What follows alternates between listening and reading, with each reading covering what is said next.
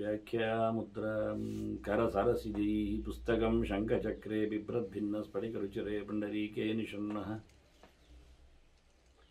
अम्लानश्रीरमृतविशदैरंशविप्लावयन् मामाविर्भूयादनगमहिमा मानसे वागधीशः नमस्ते प्राणेश प्रणतविभवाय मुनिमगाः नमस्वामिन् रामप्रियतमनमन् गुरुगुण नमस्तुभ्यं भीमप्रबलतमकृष्णेष्ट भगवन् नमः श्रीमन्मध्वप्रदिश सुदर्शन्नो जय जय श्रीगुरुभ्यो नमः नारायणं सुरगुरुं जगदेकनाथं भक्तप्रियं सकललोकनमस्कृतं च त्रैगुण्यवर्जितमजं विभुमाद्यमीशं वन्दे भुवग्नम् अमरासुरसिद्धवन्द्यं नारायणं नमस्कृत्य नरं चैव नरोत्तमं देवीं सरस्वतीं व्यासं ततो जयमुदीरये ವೇದವ್ಯಾಸರ ಮಹಾಭಾರತದ ಚಿಂತಕರಿಗೆ ವಂದನೆಗಳು. ಶಾಂತಿ ಪರ್ವದ 250ನೇ ಪ್ರವಚನ. ವಿಶೇಷವಾಗಿ ಭರದ್ವಾಜರ ಮತ್ತು ಭೃಗುಋಷಿಗಳ ಸಂವಾದ ಸೃಷ್ಟಿ ವಿಷಯದಲ್ಲಿನ ಚಿಂತನೆ ಸಾಗಿದೆ. ಧರ್ಮರಾಜ ಭೀಷ್ಮರಲ್ಲಿ ಮೋಕ್ಷ ಧರ್ಮಗಳನ್ನು ಕೇಳುತ್ತಾ ಇದ್ದಾನೆ. ಜಗತ್ತಿನ ಇಲ್ಲಿಯ ಸೃಷ್ಟಿಯ ಚಿಂತನೆ ಬಹಳ ಅದ್ದೂರಿಯಾಗಿ ಹೇಳುತ್ತಾ ಮುಂದೆ ಭರದ್ವಾಜರಿಗೆ ಕೇಳಿದಂತೆ ವರ್ಣಾಶ್ರಮ ಪದ್ಧತಿಗಳ ಬಗ್ಗೆ ಹೇಳಬೇಕು ಅಂದಾಗ ಅದರೆಡೆಗೆ ತಮ್ಮ ಚಿಂತನೆಯನ್ನು ಭೃಗುಋಷಿಗಳು ಮುಂದುವರಿಸಿದ್ದಾರೆ. ಅಸೃಜತ್ ಬ್ರಾಹ್ಮಣಾನೇವ ಪೂರ್ವಂ ಬ್ರಹ್ಮ ಪ್ರಜಾಪತೀನ್. ಬ್ರಹ್ಮದೇವರು ಮೊದಲಿಗೆ ಸೃಷ್ಟಿ ಮಾಡಿದ್ದು ಮರೀಚ್ಯಾದಿಗಳನ್ನಲ್ವ. ಮರೀಚಿ ಅತ್ರ್ಯಂಗಿರಸ್ತು ಪುಲಸ್ತ್ಯ ಪುಲಹ ಕ್ರತು ಭೃಗು ವಸಿಷ್ಠ ಅಂತ ಹೇಳಿಕೊಂಡು ಜೊತೆಯಲ್ಲಿ ದಕ್ಷನನ್ನು ನಾರದರನ್ನು ತಂದಿದ್ದಾರೆ. ಇನ್ನು ವಿಶಾಲ ಪ್ರಜಾಪತಿ ಆಗಲಿ, ಕರ್ದಮ ಆಗಲಿ, ಧರ್ಮ ಆಗಲಿ, ಅಧರ್ಮ ಆಗಲಿ, ರುಚಿ ಆಗಲಿ ಮುಂತಾದ ಪ್ರಜಾಪತಿಗಳನ್ನು ಸೃಷ್ಟಿ ಮಾಡಿದ್ದಾರೆ. ಹೀಗಾಗಿ ಚತುರ್ಮುಖ ಮೊದಲ ಬಾರಿಗೆ ಪ್ರಜಾಪತೀನ್ ಪೂರ್ವಂ ಬ್ರಹ್ಮ ಅಸೃಜತ್ ಬ್ರಾಹ್ಮಣಾನೇವ. ಅವರೆಲ್ಲ ಬ್ರಹ್ಮನಿಂದಲೇ ಬಂದದ್ರಿಂದ ಬ್ರಹ್ಮ ಗುಣವನ್ನೇ ಹೊತ್ತು ಬಂದಿದ್ದಾರೆ. ಹಾಗಾಗಿ ಅವರು ಬ್ರಹ್ಮನಿಂದ ಬಂದದ್ರಿಂದ ಬ್ರಾಹ್ಮಣರೇ ಆಗಿ ಹೋಗಿದ್ದಾರೆ ಪ್ರಜಾಪತಿಗಳು. ಆತ್ಮತೇಜೋಭಿ ನಿರ್ವೃತ್ತಾನ್. ಪ್ರತಿಯೋರ್ವರಲ್ಲಿಯೂ ಅವರದ್ದೇ ಆಗಿರತಕ್ಕಂಥ ಒಂದು ವಿಶೇಷ ಧರ್ಮ ಇತ್ತು. ಅಷ್ಟೇ ಅಲ್ಲದೆ ತನ್ನದಾಗಿರತಕ್ಕ ಬ್ರಹ್ಮನ ವಿಷಯದಲ್ಲಿ ಹೇಳುವಾಗ ಚತುರ್ಮುಖ ಹೇಳುವಾಗ ತನ್ನ ವಿಶೇಷವಾದ ತೇಜಸ್ಸನ್ನು ಅವರಲ್ಲಿ ತುಂಬಿಸಿಕೊಳ್ಳುವ ಹಾಗೆ, ಅಪ್ಪನ ಮಗ ಅಂತ ಹೇಳಿಕೊಳ್ಳುವ ಹಾಗೆ. ಅಷ್ಟೇ ಅಲ್ಲದೆ ಆತ್ಮ ಅಂದರೆ ಪರಮಾತ್ಮನವುದು. ಈಗ ಅವರವರ ಅಂತ ಅರ್ಥ ಆಯಿತು, ತನ್ನ ಅಂತ ಚತುರ್ಮುಖನ ಅರ್ಥ ಆಯಿತು. ವಿಶೇಷವಾಗಿ ಭಗವಂತನ ಅಸಾಧದಿಂದ ಅವರು ಹೆಚ್ಚಿನ ಯೋಗ್ಯತೆಯನ್ನು ಪಡೆದವರಾಗಿ ಮೆರೆದವರಿದ್ದಾರೆ. ಒಬ್ಬೊಬ್ಬರು ಸಹ ಭಾಸ್ಕರಾಗ್ನಿ ಸಮಪ್ರಭಾನ್.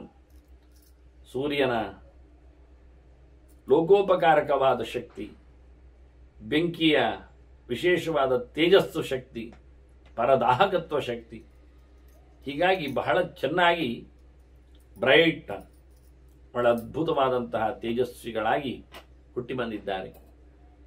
ಅದರ ಜೊತೆಯಲ್ಲಿ ದೇವತೆಗಳ ಧರ್ಮಗಳು ಅಭಿವ್ಯಕ್ತಿಗೊಂಡಿವೆ. ಧರ್ಮಕ್ಕೆ ಬೇಕಾಗಿರತಕ್ಕ, ಗುಣಕ್ಕೆ ಬೇಕಾಗಿರತಕ್ಕ ದೇವತೆಗಳು ಅಲ್ಲಿ ಬಂದಿದ್ದಾರೆ. ಹಾಗಾಗಿ ತತಃ ಸತ್ಯಂಚ ಧರ್ಮಂಚ ತಪಃ ಬ್ರಹ್ಮಚ ಶಾಶ್ವತಂ ಆಚಾರಂಚೈವ ಶೌಚಂಚ ಸ್ವರ್ಗಾಯ ವಿದಧೇ ಪ್ರಭು. ಭಗವಂತನ ಆದೇಶಕ್ಕನುಗುಣವಾಗಿ ಚತುರ್ಮುಖ ಗುಣಾಭಿಮಾನಿ ದೇವತೆಗಳನ್ನು ಸೃಷ್ಟಿ ಮಾಡುವ ಮೂಲಕ ಅವರಿಂದ ಅಭಿಮನ್ಯವಾಗಿರತಕ್ಕಂಥ ಗುಡ್ ಕ್ವಾಲಿಟೀಸ್, ಗುಣಗಳನ್ನು, ಇವೆಲ್ಲ ಯಾಕೆ? ಎತ್ತರವನ್ನೇ ಇರಲಿಕ್ಕೆ. ಮನುಷ್ಯ ಮೇಲಕ್ಕೆ ಬೆಳಿಬೇಕು. ವಾಸ್ತವವಾಗಿ ಉದ್ಯಾನಂತೆ ಪುರುಷನಾಮಯಾನಂ ವೇದವೇ ಕರೆದು ಹೇಳುತ್ತದೆ. ನೀನು ಬಂದದ್ದು ಸದ್ಗತಿಯನ್ನು ಪಡೀಲಿಕ್ಕೆ, ಉದ್ಧಾರವನ್ನು ಮಾಡಿಕೊಳ್ಳಲಿಕ್ಕೆ. ಜಗತ್ತಿನ ಉದ್ಧಾರ ನಿನ್ನ ಕೈಯಲ್ಲಿದೆ, ಸ್ವಯಂ ನಿನ್ನ ಉದ್ಧಾರದ ನೆಲೆಯಲ್ಲಿ ಅಂತ. ಪ್ರತಿಯೊಬ್ಬನು ಅವನವನ ಮಟ್ಟಿನಲ್ಲಿ ಅವನು ಬೆಳೆದರೆ ಇಡೀ ಲೋಕ ಬೆಳೆಯುವುದಿಲ್ವ?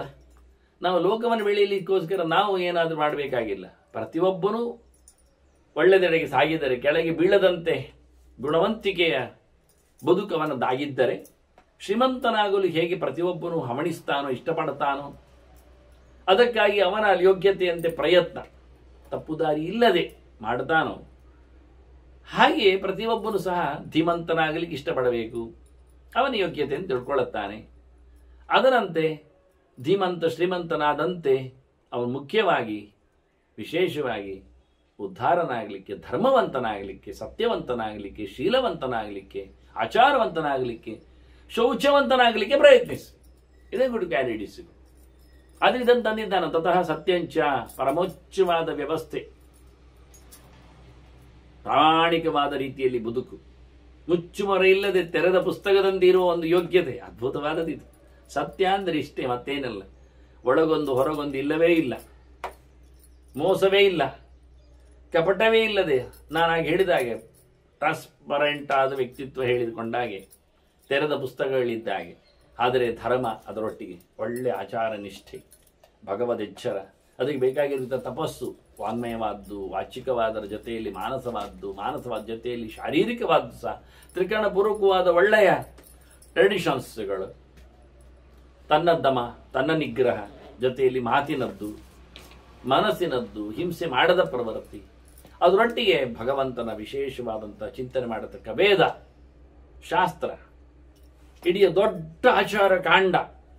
ಮಡಿವಂತಿಕೆ ಅಂತಾರೆ, ಆಚಾರಂಚೈವ ಶೌಚಂಚ ಅಂತ. ಶೌಚಹೀನಾ ಕ್ರಿಯಾಸ್ತರವಾ ವಿಫಲಾಹ ಅಂತ.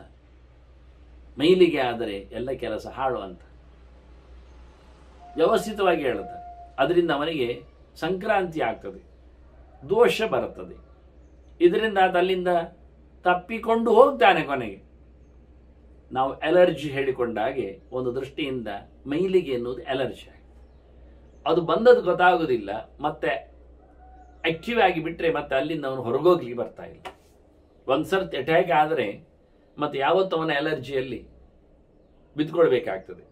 ಎಷ್ಟು ಮದ್ದು ಮಾಡಿದ್ರು, ಎಷ್ಟು ಮಾಡಿದ್ರು, ಮತ್ತೊಂದು ಸಮಯದಲ್ಲಿ ಮತ್ತೆ ಅದು ಬೆಳವಣಿಗೆ ಕೆಜಲ್ತದೆ ಹೇಳುತ್ತಾರೆ, ದೊಡ್ಡದಾಗ್ತದೆ. ಇದೆಲ್ಲ ಉದ್ಧಾರ ಆಗಲಿಕ್ಕೆ, ತನ್ನದೇ ಆಗಿರತಕ್ಕ ಮೂಲಭೂತವಾದ ಆನಂದವನ್ನು ಪಡೀಲಿಕ್ಕೆ ಎನ್ನುವುದು ದೊಡ್ಡ ಅರ್ಥ, ಅದು ಮೋಕ್ಷ. ಇಲ್ಲ ಟೆಂಪರರಿ ಆದರೂ ಸ್ವರ್ಗವನ್ನು ಪಡಿಬೇಕು, ನರಕವನ್ನು ಪಡೆಯುವುದಲ್ಲ. ಮಾಡಿದರೆ ಒಳ್ಳೆಯ ಕೆಲಸಕ್ಕೆ ಆನಂದವನ್ನು ಅನುಭವಿಸುವಂತೆ ಇಲ್ಲಿಯೂ ಅಲ್ಲಿಯೂ ಇರಬೇಕು. ಎರಡು ಲೋಕದಲ್ಲಿಯೂ ಗೆಲ್ಲಬೇಕು ಅವನು. ಹೊರತು ಅವನ ಬಾಳನ್ನು ನರಕ ಮಾಡಿಕೊಳ್ಳುವುದು, ಉಳಿದವರ ಬಾಳಿಗೆ ನರಕನಾಗುವುದು, ಕೊನೆಗೆ ತಾನು ನರಕಕ್ಕೆ ಹೋಗಿ ಸೇರುವುದು ಇಷ್ಟ ಇಲ್ಲ ಅವನು. ಇದಕ್ಕೋಸ್ಕರ ನಾವು ಗುಣರಾಶಿಯನ್ನು ಇಟ್ಟುಕೊಟ್ಟೆವು, ಅದಕ್ಕೆ ಬೇಕಾಗಿರುತ್ತದೆ ದೇವತೆಗಳನ್ನು ನೆಲೆಗೊಳಿಸಿದೆವು ಅಂತ ಹೇಳ್ತಾರೆ. ಏ ಚಾನ್ಯೇ ಭೂತ ಸಂಘಾನಾಂ, ಇನ್ನೆಲ್ಲೆಲ್ಲ ಯಾರೆಲ್ಲ ಬಂದಿದ್ದಾರೆ, ಬ್ರಾಹ್ಮಣರು, ವೈಶ್ಯರು, ಕ್ಷತ್ರಿಯರು, ಶೂದ್ರರು, ಬಿಳಿ ಬಣ್ಣದವರು ಬ್ರಾಹ್ಮಣರಾಗಿ, ಕೆಂಪು ಬಣ್ಣದಲ್ಲಿ ಕ್ಷತ್ರಿಯರು, ಹಳದಿ ಬಣ್ಣದಲ್ಲಿ ವೈಶ್ಯರು, ಮೂಲ ಬಣ್ಣಗಳೇ ನಾಲ್ಕೆ, ಶುಕ್ಲಂ ರಕ್ತಂ ರೋಗ್ಮಂ ಕೃಷ್ಣಮಿತಿ ಅಂತ. ಕಪ್ಪು ಬಣ್ಣದಲ್ಲಿ ಶೂದ್ರರು. ಇದೇ ವಾಸುದೇವ ಶಂಕರ ಪ್ರದ್ಯುಮ್ನ ಅನಿರುದ್ಧನ ಭಗವಂತನ 4 ರೂಪಗಳ ವಿಶೇಷ ಚಿಂತನೆಯಲ್ಲಿ ಚತುರೂಪಗಳು. ಇದು ಒಂದರಲ್ಲಿ ಒಂದೊಂದು ಬಗೆಯ ಆಯುಧ ವಿಶೇಷಗಳು. ವಾಸುದೇವನಲ್ಲಿ ಚಕ್ರಶಂಕ ಗದಾಪದ್ಮ ಇದ್ದರೆ, ಸಂಕರ್ಷನಲ್ಲಿ ಚಕ್ರಶಂಕದ ಜೊತೆಯಲ್ಲಿ ಹಲಮುಸಲಗಳಿವೆ, ನೇಗಿಲು ಮತ್ತೆ ವನಕಿ. ಪ್ರದ್ಯುಮ್ನಲ್ಲಿ ಚಕ್ರಶಂಕತೆಯಲ್ಲಿ ಬಿಲ್ಲುಬಾಣಗಳಿವೆ. ಅನಿರುದ್ಧನಲ್ಲಿ ಚಕ್ರಶಂಕ ಜೊತೆಯಲ್ಲಿ ಕತ್ತಿ ಗುರಾಣಿ ಇದೆ. ಈ 4 ಬಣ್ಣದವರಿಗೆ 4 ಆಯುಧ ವೈಶಿಷ್ಟ್ಯಗಳು. ಚಕ್ರಶಂಕ ಕಾಮನ್, ಅದು ಬಿಟ್ಟರೆ ಮತ್ತೆರಡು ಕೈಗಳಲ್ಲಿ ವಿಲಕ್ಷಣವಾದ ಭಗವಂತನ ರೂಪ ವಿಶೇಷಗಳು, ಅದಕ್ಕೆ 4 ವರ್ಣಗಳ ವ್ಯವಸ್ಥೆಗಳು. ಹೀಗೆಲ್ಲ ಸೃಷ್ಟಿಯಾಯಿತು, ಭೂತ ಸಂಘಗಳ ಸೃಷ್ಟಿ. ಎಲ್ಲ ಬಗೆಯ ದೇವತೆಗಳು, ದಾನವರು, ಗಂಧರ್ವರು, ದೈತ್ಯರು, ದಾನವರು ಬೇರೆ, ದೈತ್ಯರು ಬೇರೆ, ಅಸುರರು ಅವರು ಬೇರೆ ಮತ್ತೆ ಪುನಃ ಕೆಟಗರಿಯಲ್ಲಿ, ಉರಗಗಳು ಮತ್ತೆ ಹಾವುಗಳನ್ನು ಲೆಕ್ಕಕ್ಕಿಟ್ಕೊಳ್ತಾರೆ, ಯಕ್ಷರು, ರಾಕ್ಷಸರು, ಪಿಶಾಚಗಳು, ಮನುಷ್ಯರು ಮತ್ತೆ ಇವರೆಲ್ಲರನ್ನು ಸಹ ಸಂಘಾತಾಹ ತಾಂಶ್ಚ ನಿರ್ಮಮೇ, ಇವನ್ನೆಲ್ಲ ಸೃಷ್ಟಿ ಮಾಡಿದ. ಬಹಳ ವಿಚಾರವಾದ ಸೃಷ್ಟಿ ಆಯಿತು ಅಂತ. ಅಷ್ಟೊತ್ತಿಗೆ ಭರದ್ವಾಜರು ಕೇಳುತ್ತಾರೆ, ಏನೋ ಬಣ್ಣ ಎಲ್ಲ ಹೇಳಿಬಿಟ್ರಿ ಅಲ್ಲ, ಈ ಬಣ್ಣವೇ ವರ್ಣವೇ, ವರ್ಣ ಆಶ್ರಮ ಧರ್ಮಕ್ಕೆ ಅಂತ ಹೋಗಿ ಜಾತಿ ಅಂತ ಮಾತಾಡಲಿಕ್ಕೆ ಬಂದದ್ದು ವಿಷಯ. ಬಣ್ಣದ ಬಗ್ಗೆ ಮಾತಾಡಿದಾಗ ಬಣ್ಣ ಕನ್ನಡದಲ್ಲಿ, ಸಂಸ್ಕೃತದಲ್ಲಿ ವರ್ಣ, ಅದಕ್ಕೆ ಇನ್ನೊಂದು ಅರ್ಥ ವರ್ಣಾಶ್ರಮ ಧರ್ಮ ಅಂತೇಳಿ. ವರ್ಣ ಅಂದರೆ ಸ್ವಭಾವ, ಅದೇ ಬಣ್ಣ ಬಯಲಾಯಿತು ಅಂತ ಹೇಳುತ್ತಾರೆ ಜನರು. ಇಷ್ಟರವರೆಗೆ ನಂಬಿದ್ದಿ, ಈಗ ಗೊತ್ತಾಯ್ತು ಅವನ ಕತೆ ಅಂತಂದರೆ ಸ್ವಭಾವ ಆಯಿತು. ಅದೇ ಜಾತಿಯ ವ್ಯವಸ್ಥೆಯಲ್ಲಿ ಬರ್ತದೆ. ಇದನ್ನೆಲ್ಲ ಒಂದು ರೀತಿಯಿಂದ ಮುದ್ದೆಯಾಗಿದೆ, ಸಂಕೀರ್ಣವಾದ ಚಿಂತನೆ. ಅದರಿಂದ ಆಕ್ಷೇಪಗಳು ಗಟ್ಟಿಯಾಗಿ ಬಿಟ್ಟರೆ ಉತ್ತರಗಳು ಚೆನ್ನಾಗಿ ತೆರೆದುಕೊಳ್ಳುತ್ತವೆ ಕ್ರಮ ಹಾಗೆ. ಅದರಿಂದ ಭರದ್ವಾಜರು ಕೇಳುತ್ತಾರೆ, ಎಂತ ಎಂತ ಎಂತ ಬಣ್ಣ ಹೇಳಿದ್ರಲ್ಲ, ಸರ್ವೇಶಾಂಕಲು ವರ್ಣಾನಾಂ ದೃಶ್ಯತೆ ವರ್ಣಸಂಕರ. ಎಲ್ಲ ಬಣ್ಣಗಳಲ್ಲಿ ಮಿಕ್ಸ್ ಇಲ್ವಾ? ಬಿಳಿಗೆ ಕಪ್ಪು ಸೇರುವುದಿಲ್ವಾ?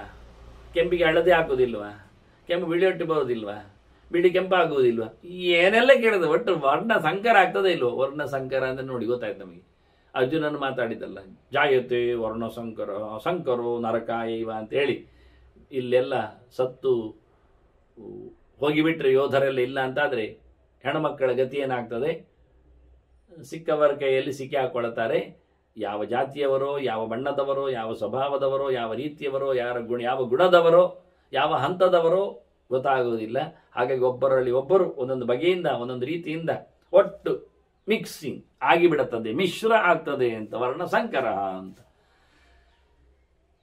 ಬಿಡಿ, ಯಾರಲ್ಲಿ ಏನಿಲ್ಲ, ಬಣ್ಣ ಬಯಲಾಗುವುದು ಕತೆ ಹೇಗೆ, ಬೇರೆ ಆಗುವುದು ಹೇಗೆ? ಕಾಮಃ, ಕ್ರೋಧಃ, ಭಯಂ, ಲೋಭಃ, ಮತ್ತೇನು ಇನ್ನು ಹೇಳೋದಾದ್ರು ಶೋಕಃ, ಚಿಂತ, ಕ್ಷುಧ, ಶ್ರಮ ಸರ್ವೇಶಾನ್ನ ಪ್ರಭವತಿ ಕಸ್ಮಾತ್ ವರ್ಣೋ ವಿಭಜ್ಯತೆ. ಬಣ್ಣ ಬೇರೆ ಆಗಲಿಕ್ಕೆ ಕಾರಣ ಎಂತ ಉಂಟು? ಅವನಲ್ಲಿ ಕಾಮದಲ್ಲಿ ಬಣ್ಣ ಬಿಳಿ ಕಾಣ್ತದ, ಕೋಪವರಾಗಿ ಇವನದ್ದು ಬಿಳಿ ಇರ್ತದ, ಬಿಳಿ ಅವನದ್ದು. ಕೋಪ ಯಾವತ್ತು ಕೆಂಪೆ, ಕಾಮ ಯಾವತ್ತು ಕಪ್ಪೆ. ಹಾಗಾಗಿ ಕಾಮ ಇಲ್ಲದ ಬಿಳಿ ಬಣ್ಣದವನು ಅಂತ ಹೇಳಿದರೆ, ಅಥವಾ ಬಿಳಿ ಬಣ್ಣದವನಿಗೆ ಕಾಮ ಇಲ್ಲ ಹೇಳಿದರೆ, ಎಲ್ಲರಿಗೂ ಕಾಮನ್ ಕಾಮ, ಕೋಪ, ಬಯಕೆಗಳು, ಸಿಟ್ಟು, ಜೊತೆಯಲ್ಲಿ ಲೋಭ, ಹೆದರಿಕೆ, ಹೆದರಿಸುವುದು, ಹೆದರುವುದು ಯಾವುದಕ್ಕೂ, ಜೊತೆಯಲ್ಲಿ ಯೋಚನೆ, ಅಳು, ಅದೇ ದುಃಖ, ನಿರಂತರವಾಗಿ ಎಳೆದು ಮಾಡುವ ದುಃಖಗಳು, ಹಸಿವು, ಬಾಯಾರಿಕೆ, ನೀರಡಿಕೆ, ಆಯಾಸ, ಸೋಲುವುದು ಒಂದು ದೃಷ್ಟಿಯಿಂದ. ಇವೆಲ್ಲ ಎಲ್ಲರಲ್ಲಿಲ್ವಾ? ಅದು ಬ್ರಾಹ್ಮಣ ಸೋಲುವುದಿಲ್ಲ, ಅದು ಶೂದ್ರ ಸೋಲುವುದಿಲ್ಲ, ಕ್ಷತ್ರಿಯ ಸಿಟ್ಟು ಬರುವುದಿಲ್ಲ, ವೈಶ್ಯನಿಗೆ ಲೋಭ ಇಲ್ಲ. ಹಾಗೆಲ್ಲ ಯಾರಿಗಾದ್ರೂ ಏನಾದರೂ ಹೇಳಲಿಕ್ಕುಂಟ? ಎಲ್ಲರಿಗಿದ್ದದೆಲ್ಲ ಸಾಮಾನ್ಯವಾಗಿರುವಾಗ ಬಣ್ಣ ಬೇರೆ ಆಗುವುದು ಹೇಗೆ? ದೇಹದಲ್ಲಿಯ ವ್ಯವಸ್ಥೆ ಉಂಟ? ಸ್ವೇದ ಮೂತ್ರ ಪುರೀಷಾಣಿ ಶ್ಲೇಷ್ಮ ಪಿತ್ತಂ ಸಶೋಣಿತಂ. ಹರಿಯುವ ನೆತ್ತರು ಒಂದೇ ಕೆಂಪೆ. ಬಿಳಿಯವನಲ್ಲಿ ಬಿಳಿಯ ಬಣ್ಣದ ನೆತ್ತರು ಹೋಗ್ತದ, ಕಪ್ಪಿನಲ್ಲಿ ಬಣ್ಣ ಕಪ್ಪಾಗ್ತದ ನೆತ್ತರಿದ್ದು. 4 ಬಣ್ಣ ಹೇಗೆ ಹೇಳಿದ್ರಿ? ಸಿಂಬಳ ನೋಡಿದ್ರಾ? ಮೂತ್ರ ನೋಡಿದ್ರಾ? ಮಲ ನೋಡ್ತಾರ? ಯಾವುದರ ಬಗ್ಗೆ ಹೇಳೋದು? ಏನುಂಟು ಕೇಳ್ತಾರೆ ಎಲ್ಲ. ಅವರೆಲ್ಲ ನೋಡಿದ್ದಾರೆ ನೋಡಿ. ಬೆವರಿನಲ್ಲಿ, ಬ್ರಾಹ್ಮಣ ಬೆವರಿನಲ್ಲಿ ವಾಸನೆ ಬೇರೆ ಅಂತ ಬರ್ತದ. ಸ್ವೇದ ಮೂತ್ರ ಪುರೀಷಾಣಿ ಶ್ಲೇಷ್ಮ ಪಿತ್ತಂ ಸಶೋಣಿತಂ ತನುಕ್ಷರತಿ ಸರ್ವೇಶಂ. ಎಲ್ಲರ ದೇಹದಲ್ಲಿ ಎಲ್ಲೋ ಬರ್ತದೆ. ಸಿಂಬಳ ಬಾರದವನು ಬ್ರಾಹ್ಮಣ, ಮೂತ್ರ ಹೋಗದವನು ಶೂದ್ರ, ಹಾಗೆಲ್ಲ ಎಂದು ಮಾಡಲಿಕ್ಕೆ ಉಂಟ? ಹೀಗೆ ಯಾವುದರ ಮೇಲೂ ಹೇಳಲಿಕ್ಕೆ ಆಗುದು, ಡಿಪೆಂಡ್ಸ್ ಇಲ್ಲ. ದೇಹದ ಧರ್ಮ ಒಂದೇ ಇರ್ತದೆ, ಅವರಲ್ಲಿ ಬಯಕೆಗಳು ಒಂದೇ ಬಗೆ ಇರುತ್ತವೆ.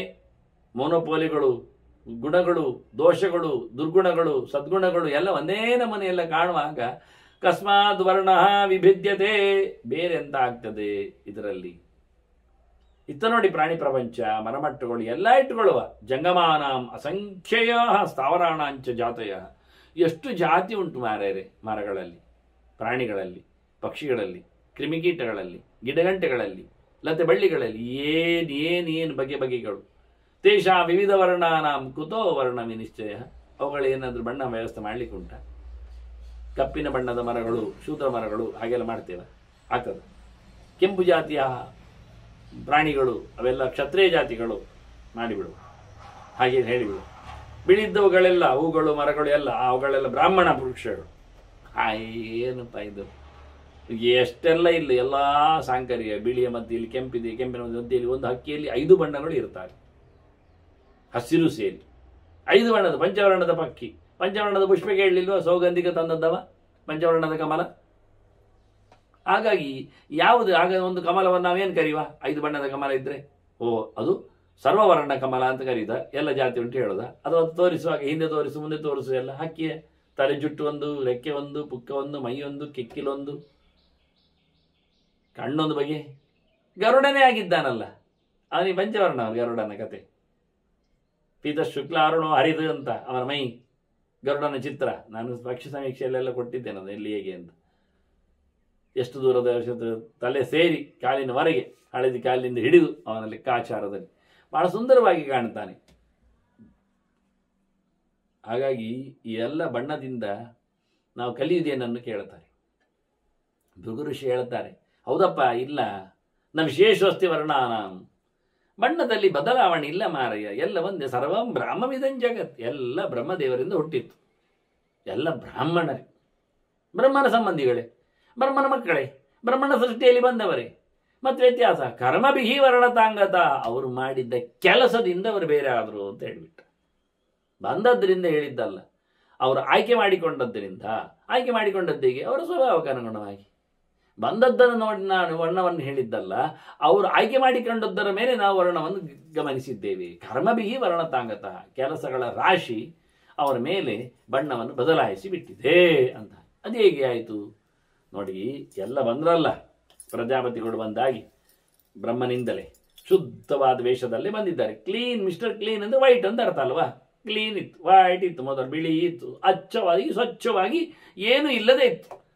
ಬಿಳಿಯ ಮೇಲೆ ಬ್ರಷ್ ಬಿದ್ದದ್ದು ಕೆಂಪಾಯಿತು, ಬಿಳಿಯ ಮೇಲೆ ಬ್ರಷ್ ಬಿದ್ದದ್ದು ಹಳದೇ ಆಯಿತು, ಬಿಳಿಯ ಮೇಲೆ ಕಪ್ಪು ಬಿದ್ದದ್ದು ಕಪ್ಪಾಯಿತು, ಅಷ್ಟೇ. ಏನು ಬೀಳಲಿಲ್ಲ, ಬಿಳಿ ಉಳಿತು. ಬಿಳಿ ಅಂದರೆ ಏನಿಲ್ಲದ್ದು ಅಂತ ಅರ್ಥ. ಕ್ಯಾನ್ವಾಸ್, ಖಾಲಿ ಕ್ಯಾನ್ವಾಸ್, ಅದ್ರ ಮೇಲೆ ಏನು ಪೇಂಟಿಂಗ್ ಮಾಡ್ತೀನಿ ನನ್ನ ಮೇಲೆ, ಮಿಳಿಯೇ ಕೊಟ್ಟರೆ ಬಿಳಿಯೇ ಇರ್ತದೆ, ಹಾಗೇ ಇರ್ತದೆ. ಅದನ್ನ ಬರುವಾಗೆ ಬಿಳಿಯೇ ಇತ್ತು. ಎಲ್ಲ ಬ್ರಹ್ಮನಿಂದ ಸೃಷ್ಟಿಯಾಗಿ ಬಂದವರ ಕತೆ. ಇವರೇನು ಮಾಡಿದರು? ಆಸೆ ಚೂರು ಹೆಚ್ಚಾಗಿ ಸ್ವಂತ ತಿನ್ನಲಿಕ್ಕೆ ಬೇಕಾಯಿತು. ಅದರಲ್ಲಿ ಸ್ವಲ್ಪ ವಾಲ್ಲಿಕ್ಕೆ ಶುರು ಮಾಡಿದರು. ತಿನ್ನುವುದೇ ಇಷ್ಟ ಆಯಿತು, ಜಾಸ್ತಿ ತಿನ್ನುವುದು ತುಂಬ ಇಷ್ಟ ಆಯಿತು. ಸ್ವಲ್ಪ ಜಾಸ್ತಿ ತಿನ್ನಬೇಕಾದ್ರೆ ಸ್ವಲ್ಪ ಗಡಸಾಗ್ಲಿಕ್ಕೆ ಬೇಕಾಯಿತು, ಸ್ವಲ್ಪ ಜೋರಾದಾಗ ಸ್ವಲ್ಪ ಕೋಪವರೆ ಶುರು, ಸರಿಯಾಗಿ ಸಿಗದಿದ್ದಾಗ, ಇನ್ನೊಬ್ಬರು ತೆಗಿಲಿಕ್ಕೆ ಹೋದಾಗ, ಅಲ್ಲಿಂದವೆಲ್ಲಕ್ಕೆ ಅವರದ್ದು ಎಳೆದು ತೆಗೆಯುವ, ಕುಟ್ಟಿ ತೆಗೆಯುವ, ಅವ್ರು ಬಿಡದಿದ್ದರೆ ಮುಗಿಸಿ ತೆಗೆಯುವವರೆಗೆ ಬಂದರು ನೋಡಿ.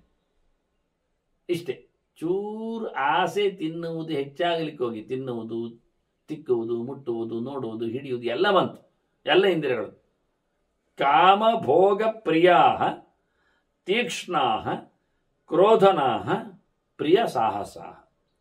ತಮಗೆ ಪ್ರೀತಿಯಾಗುವ ಸೊತ್ತಿನ ಮೇಲೆಗೋಸ್ಕರ ಅವರು ಏನು ಸಾಹಸಕ್ಕೂ ತಯಾರಾದರು. ಹೀಗೆ ಮೆಲ್ಲಕ್ಕೆ ಹೋಗುವಾಗ ನ್ಯಸ್ತ ಸ್ವಧರ್ಮ, ಅವರೇನು ಕೆಲಸ ಇತ್ತು ಅದನ್ನು ಬಿಟ್ಟು, ಆಸೆಯ ಬೆನ್ನೆಯಿಂದ ಹೋದಾಗ ಮಾಡಬೇಕಾದನ್ನು ಬಿಡ್ತಾರೆ. ಇವತ್ತೇನೋ ಯಾರೋ ದುಡ್ಡು ಕೊಡ್ತಾರೆ, ಅದರ ಮೇಲೆ ನಮಗೆ ಆಸೆ ಉಂಟು ಅಂತ ಆದ ತಕ್ಷಣ ಅದು ನಾಳೆ ಸಿಗೋದಿಲ್ಲ ಅಂತಾದರೆ ನಾವು ಜಪ, ಪೂಜೆ, ಪುನಸ್ಕಾರ ಮತ್ತೊಂದು ಇನ್ನೊಂದೆಲ್ಲ ಬಿಟ್ಟು ಓಡ್ತೇವೆ. ಅದು ತಪ್ಪು ಅಂತಾನೆ. ನ್ಯಸ್ತ ಸ್ವಧರ್ಮ, ನಮಗೆ ಪ್ರಿಯವಾದ ಸೊತ್ತುಗಳನ್ನು ಪಡೀಲಿಕ್ಕೆ ಹೋದಾಗ ನಮ್ಮ ಧರ್ಮವನ್ನು ಬಿಟ್ಟು ಹೋಗ್ತೇವಲ್ಲ, ಅಲ್ಲೇ ನಾವು ಸೋತದ್ದು. ಇದು ನಾಳೆಯಿಂದ ಅವನಿಗೆ ಅಭ್ಯಾಸ ಆಗ್ತದೆ. ಒಂದು 10-25 ದಿವಸದಲ್ಲಿ ಇನ್ನೊಬ್ಬರ ಕೆಲಸಕ್ಕೋಸ್ಕರ ದುಡ್ಡಿಗಾಗಿ ಅವ ಮನೆ ತನ್ನ ಅನುಷ್ಠಾನ ಆಚಾರಗಳನ್ನೆಲ್ಲ ಬದಿಗಿಟ್ಟವ, ಮತ್ತೆ ಉಳಿದ ದಿವಸ ಸೋಮಾರಿತಾನೆ, ಹೇಗೆ ಮೊನ್ನೆ ಅಂತೂ ಮಾಡಲಿಲ್ಲ, ಇವತ್ತು ಯಾಕೆ ಮಾಡೋದು ಅಂತ ತನಗೆ ತಾನೇ ಸಂದೇಶಗಳನ್ನು ರವಾನೆ ಮಾಡಿ ಬಿಟ್ಟೇ ಬಿಡ್ತಾನೆ. ಆಪತ್ತು ಕಾಲದಲ್ಲಿ ಎಲ್ಲಿಯೂ ಸಿಕ್ಕಿಬಿದ್ದವ, ರೋಗದಲ್ಲಿ ಮಲಗಿಕೊಂಡವ, ಸ್ನಾನ ಮಾಡದೆಯೋ ಅಥವಾ ಯಾರೋ ಕೈಯಲ್ಲಿ ಕೊಟ್ಟದ್ದೋ ಕಷಾಯವೋ ಇನ್ನೊಂದು ಕುಡಿದವನಿಗೆ, ಅವನಿಗೆ ಮತ್ತೆ ಸರಿ ಇದ್ದಾಗಲೂ 1-2 ತಿಂಗಳ ನಂತರ ರೆಸ್ಟ್ ಮುಗಿಯಿತು, ಅವನದ್ದು ಆರಾಮಾಗಿದ್ದಾನೆ ಉಂಟು. ಆದರೆ ಇನ್ನು ಬೇಡ, ಹೆದರಿಕೆ ಆಗ್ತದೆ, ಬೇಡ ಅಂತ ಮತ್ತು 1-2 ತಿಂಗಳು ತಾನೇ ಸ್ನಾನ ಮಾಡದೆ ತಿಂದು ಕುಡಿದು ತೆಗ್ತಾನೆ. ಮತ್ತು ಅದು ಅಭ್ಯಾಸ ಆಗಿಬಿಡ್ತದೆ ಅವನಿಗೆ. ಮತ್ತು ಯಾವಾಗಲೂ ಅವನಿಗೆ ಆಪದ್ಧರ್ಮ ಹೊರತು ಸತ್ಯ ಧರ್ಮ ಇಲ್ಲ ಅವನಲ್ಲಿ. ಏನು ಕತೆ? ನ್ಯಸ್ತ ಸ್ವಧರ್ಮಾಹ ರಕ್ತಾಂಗ. ಇದನ್ನು ನಾವು ಅವನನ್ನು ಪ್ರಿಯವಾದ ವಿಷಯದೆಡೆಗೆ ತನ್ನ ದೇಹವನ್ನು ಬಳಸಿಕೊಂಡದ್ರಿಂದ ದುಡಿಸಿಕೊಂಡದ್ದವರನ್ನು ನಾನು ಅನುರಕ್ತ ಅಂಗರು ಅಂತ ಹೇಳಿ ಕೆಂಪು ಬಣ್ಣದವರು ಅಂತ ಕರೆದೇವು ಅವರನ್ನು ನಾವು, ಅಷ್ಟೇ. ರಕ್ತ ರಾಗಕ್ಕಾಗಿ ರಕ್ತ ಆದದ್ದು. ಆದ್ದರಿಂದ ತೇ ದ್ವಿಜಾಹ ಕ್ಷತ್ರಿಯಾಂಗತ, ಹೀಗಾಗಿ ಅವರು ಕ್ಷತ್ರತಾಂಗತ, ಅವರು ಕ್ಷತ್ರಿಯರಾಗಿ ಹೋತು. ತನ್ನಷ್ಟೇ ಇವೆಲ್ಲಕ್ಕೆ ಸಾಹಸ ಮಾಡಲಿಕ್ಕೋಸ್ಕರ ಕೈಯಲ್ಲಿ ಕೊಡಲಿ, ಕತ್ತಿ, ಬಾಣ, ಬಿಲ್ಲು, ಬಿರುಸು ಮತ್ತೊಂದು ಹಿಡಿಲಿ ಶುರು ಮಾಡಿದರು ಸಾಹಸ ಮಾಡಲಿಕ್ಕೆ. ಕೋಪ ಅಂದಾಗ, ಆಗಬೇಕು ಅಂದಾಗ, ಸಿಗಬೇಕು ಅಂದಾಗ, ಬಿಟ್ಟು ಬರಲಿಕ್ಕೆ ಮನಸ್ಸಿಲ್ಲ ಅಂದಾಗ ತಲೆ ಕಡಿದು ಬಂದಿದ್ದಾರೆ. ಹೀಗಾಗಿ ನೆತ್ತರು ಬಿದ್ದದ್ರಿಂದ ಕೆಂಪು ಮೈ ಆಯ್ತು ಅವರ ಮೇಲೆ, ನೆತ್ತರು ರಟ್ಟಿದೆ. ಈಗ ರಕ್ತಾಂಗ ಕರೀದ್ರಲ್ಲಿ ಏನು ಬಂತು? ಮೈ ಕೆಂಪು ಮಾಡಿಕೊಂಡಿದ್ದಾರೆ, ಕತ್ತಿ ಕೈಯಲ್ಲಿ ಹಿಡ್ಕೊಂಡಿದ್ದಾರೆ. ಇದು ಸತ್ಯ ಕ್ಷತ್ರಿಯವೇ ಆಗಿ ಹೋದ. ಈಗ ನಿಧಾನಕ್ಕೆ ತಮ್ಮ ಧರ್ಮ ಬಿಟ್ಟ ಈಗ ಕ್ಷತ್ರಕ್ಕೆ ಬಂದವ. ಹೀಗೆ ಕೆಲವರು ನೋಡಿದ್ರು ಗೋಶುವೃತ್ತಿಂ ಸಮಾದಾಯ ತಿನ್ನಬೇಕು ಅಂತ ಆಸೆ ಆದವರಿಗೆ ದನ ಸಾಕಿದ್ರೆ ಒಳ್ಳೇದು ಒಂದು ಕಿವಿ ಕೇಳಿತು. ದನದ ಒಂದು ಬಂದಾಗ 4 ಆಯ್ತು, 4 ಆಗಿ 12 ಆಯ್ತು, 12 ಆಗಿ ದೊಡ್ಡದಾಯ್ತು, ಗಮ್ಮತ್ತಾಯ್ತು. ಅದೇ ಬಿಸಿನೆಸ್ ಮಾಡಿದ್ರು. ಮೆಲ್ಲಕ್ಕೆ ಅವರಿಗೆ ಹಾಲು ಹೆಚ್ಚಾಯ್ತು, ಇನ್ನವರಿಗೆ ಕೊಟ್ಟರು. ಅವರು ಸುಮ್ಮನೆ ತಗೊಳ್ಳೋದಿಲ್ಲ ಅಂದಾಗ ಇದು ದುಡ್ಡು ಕೊಡಿ ಮಾರಾಯರೆ ಅಂತ ಹೇಳಿಬಿಟ್ರಿ ಇವರು. ಧರ್ಮಕ್ಕೆ ಯಾರಿಗೆ ಬೇಕ್ರಿ ಅಂದ್ರು. ಆಯ್ತು, ಇಟ್ಟು ಹೋಗಿ ದುಡ್ಡು, ಆಯ್ತಾ ಇಲ್ಲ. ಹೀಗಾಗಿ ಏನಾಯ್ತು, ಅಲ್ಲಿಗೆ ವ್ಯಾಪಾರ ಶುರುವಾಯಿತು. ನಾವು ಅಲ್ಲಿ ಇಟ್ಟು ಹೋಗುದು ದುಡ್ಡು, ಅವರೇನು ಕೇಳೋದಿಲ್ಲ. ಇನ್ನೊಬ್ರು ಬರ್ತಾರೆ, ಇಟ್ಟು ಹೋಗ್ತಾರೆ, ಅವರು ಸಹ ಶುರು ಮಾಡ್ತಾರೆ. ಹಾಗಾಗಿ ದನಕ್ಕೇನಾಗ್ತದೆ, ಹೈನ್ ತಂದಾಕ್ತಾರೆ, ಅಲ್ಲ ಇದು ಹಿಂಡಿ ತಂದಾಕ್ತಾರೆ. ಅಲ್ಲಿ ಏನೋ ಒಂದು ಎಕ್ಸ್ಚೇಂಜ್ ಆಗ್ತಾ ಇಲ್ಲೋ. ಗೋಶ್ವರ್ತಿಂ ಸಮಾದಾಯ ಪೀತಾಹ ಕೃಷ್ಯುಪಜೀವಿನಃ. ದನಕ್ಕೆ ಹುಲ್ಲು ಬೇಕು, ಹುಲ್ಲಿಗೆ ತೋಟ ಬೇಕು, ತೋಟದಲ್ಲಿ ಖಾಲಿ ಹುಲ್ಲು ಬೆಳೆಸುವುದೆಂದದು. ಪೈರು ಬೆಳೆಸಿದಾಗ ಹುಲ್ಲು ಅದಕ್ಕೆ ಸಿಗ್ತದೆ, ಪೈರು ನಮಗಾಗ್ತದೆ. ಹೀಗೆ ತರಕಾರಿಗಳು ತೋಟಗಳು ಎಲ್ಲ ಒಂದೊಂದೇ ಬಂದವು. ಮತ್ತೆ ದನದಲ್ಲಿ ಗಂಡು ಹುಟ್ಟಿದೆ, ಅದೇನು ಮಾಡೋದು, ತೋಟಕ್ಕೆ ಆಯಿತು. ಅದರಿಂದ ಕೃಷಿಯನ್ನು ಮಾಡಿದೆವು, ನಾವು ಕರ್ಷಣ ಮಾಡಿದೆವು, ನೇಗಿಲು ಹಾಯಿಸಿದ್ದೆವು. ಹೀಗೆ ಅಲ್ಲಿಗೆ ಒಂಚೂರು ತಿನ್ನಲಿಕ್ಕೆ ದನದೆಡೆಗೆ ಪಯದ ಕೋಣೆದೊಳಗೆ ಇಣಿಕ್ಲಿಕ್ಕೆ ಹೋಗಿ ಹಾಲು ತೊಟ್ಟೆ ಹೇಳಿ ಮತ್ತೆ ಅದು ದೊಡ್ಡದಾಯ್ತು. ತೊಟ್ಟೆ ಹೊಟ್ಟೆಗೆ ಬಂತು. 10 ಜನರು ಸಮಸ್ತರು ಒಟ್ಟಾದರು. ಮತ್ತೆ ಅಲ್ಲಿಂದ ಗೋಬರ್ ಗ್ಯಾಸ್ ವ್ಯವಸ್ಥೆ ಆಗ್ತದೆ, ಅದೊಂದು ಫ್ಯಾಕ್ಟ್ರಿ ಶುರು ಆಗ್ತದೆ. ಮತ್ತೆ ಸೆಗಣಿಯಿಂದ ಲೋಬಾನ ಮಾಡುವುದೊಂದು ಬರ್ತದೆ. ಮತ್ತೆ ಅರ್ಕ ಗೋಮೂತ್ರದಿಂದ ಅದನ್ನು ವ್ಯವಸ್ಥೆ ಮಾಡುವಂತ ಕಾಣ್ತದೆ. ಈಗ ದೊಡ್ಡ ಮಟ್ಟಿನಲ್ಲಿ ಇದು ನಮ್ಮದು ಗೋಶಾಲೆ ಹೋಗಿ ಈಗ ಗೋ ಕೇಂದ್ರ ಆಗ್ಲಿಕ್ಕೆ ಹೋಗಿ ಈಗ ಗೋ ಮಹಲ್ ಆಗಿಬಿಟ್ಟಿದೆ, ದೊಡ್ಡ ವಾಣಿಜ್ಯ ಕೇಂದ್ರ. ಹಾಗೆ ತಂದವರೆಲ್ಲ ಹೊತ್ತು ಸೇವೆ ಅಂತ ಹೇಳಿಕೊಂಡು ಹಾಕ್ಲಿಕ್ಕೆ ಶುರು ಮಾಡಿ ಇಲ್ಲೇ ಗೋದಾನವು ಶುರು ಮಾಡ್ತಾರೆ. ಅಲ್ಲಿಯ ವೈತರಣಿಯನ್ನು ಕಟ್ಟಿಬಿಡ್ತಾರೆ ಅವರು. ಕೊನೆಗೆ ಅಲ್ಲಿ ಅವರಿಗೆ ಅಪ್ಪನಿಗೆ ಅಲ್ಲಿ ಪಿಂಡ ಶ್ರಾದ್ದಗಳನ್ನೆಲ್ಲ ಮಾಡ್ತಾರೆ. ಅಲ್ಲಿ ಮುಗಿದೋಯ್ತಾ ಇಲ್ಲೋ, ದೊಡ್ಡ ಮಟ್ಟಿನಲ್ಲಿ ಹೋಗ್ತದೆ. ಹೀಗಾಗಿ ಏನಾಯ್ತು, ಅಲ್ಲಿ ನಿಧಾನಕ್ಕೆ ಅವರು ತಮ್ಮ ಧರ್ಮವನ್ನು ಸ್ವಧರ್ಮಾನ ನಾನು ತಿಷ್ಟಂತಿ ತೇ ದ್ವಿಜಾಹ ವೈಶ್ಯತಾಂಗತ. ಅಲ್ಲಿಗೆ ಅವರು ತಮ್ಮ ಕೆಲಸ ಬಿಟ್ಟರು. ಬೆಳಿಗ್ಗೆ ಎದ್ದು ಮಾರ್ರೆ ದನವನ್ನು ಅದಕ್ಕೆಲ್ಲ ಆಗುವಲ್ಲಿಗೆ ಬೇಕು ಹೇಳಿ ಇಲ್ಲಿ ಜಪ ಪೂಜೆ ಪುನಸ್ಕಾರ ಇಲ್ಲ. ಮತ್ತೆ ಮೈಯಲ್ಲಿ ಸಗಣಿ ಮತ್ತೊಂದೆಲ್ಲ ನಾವು ಸಂಜೆ ನಂತರ ಸ್ನಾನ ಮಾಡೋದು, ಒಮ್ಮೆ ಆರಾಮಾಗ್ತದೆ ನೋಡಿ. ಬೆಳಿಗ್ಗಿಂದ ಸ್ನಾನವೇ ಇಲ್ಲ. ವ್ಯಾಪಾರ ವ್ಯವಹಾರದಲ್ಲಿ ಬೆಳಿಗ್ಗೆ ಬರ್ತಾರೆ ಮಾರೆ, ಕೊಡದಿದ್ದರೆ ಮತ್ತೆ ಅವರಿಗೆ ಮದುವೆ ಮಾಸಿಕಕ್ಕೆಲ್ಲ ಹಾಲಿಲ್ಲ ಆಗ್ತದೆ. ಅದರಿಂದ ಬೆಳಿಗ್ಗೆ ನಾವು 4 ಗಂಟೆ ಎದ್ದು ಹಾಲು ಕರೆದು ಎಲ್ಲ ಕಡೆ ಕಳಿಸುವುದೆಲ್ಲ ಮಾಡಿ ಕಳಿಸ್ಲಿಕ್ಕೆ ಮತ್ತೆ ಯಾರಿದ್ದಾರೆ, ನಾವೇ ಮತ್ತೆ ಜೀಪಲ್ಲಿ ಹೋಗಿ ಬಿಟ್ಟು ಬರಬೇಕು, ಕೊಟ್ಟು ಬರಬೇಕು, ಶುರು ಮಾಡ್ತಾರೆ. ಅದು ಕೆಡದಂತ ಇಡ್ಲಿಕ್ಕೆ ಮತ್ತೆ ನಾವೀಗ ಫ್ರಿಜ್ ಮಾಡಿದ್ದೇವೆ, ಫ್ರೀಜರ್ ವ್ಯವಸ್ಥೆ ಆಗಿದೆ ನೋಡಿ, ಹೋಗಿ ವ್ಯವಸ್ಥೆ ಆಗಿದೆ. ಈಗ ಶುದ್ಧ ಹಾಲು ಹೋಗಿ ಈಗ ನಿನ್ನೆ ಹಾಲೆಲ್ಲ ಶುರುವಾಗಿ ಅವ್ರ ಡಿಮಾಂಡ್ ಉಂಟು ರೀ ಮದುವೆ ಅಂತಾನೆ, ಆಯ್ತಲ್ಲ. ಹೀಗೆ ಏನೋ ಆಗಲಿಕ್ಕೆ ಹೋಗಿ ಏನೇನೋ ಆಗ್ತದೆ ವ್ಯಾಪಾರ ವ್ಯವಹಾರಗಳು. ಕೊನೆಗೆ ತನ್ನ ಕೆಲಸ ಎಲ್ಲ ಬಿಡುತ್ತಾನೆ. ಹೇಳಲಿಕ್ಕೆ ಏನು ಸುಲಭ, ದನ ಅಂತ. ಆದರೆ ದನವನ್ನಿಟ್ಟು ದುಡ್ಡು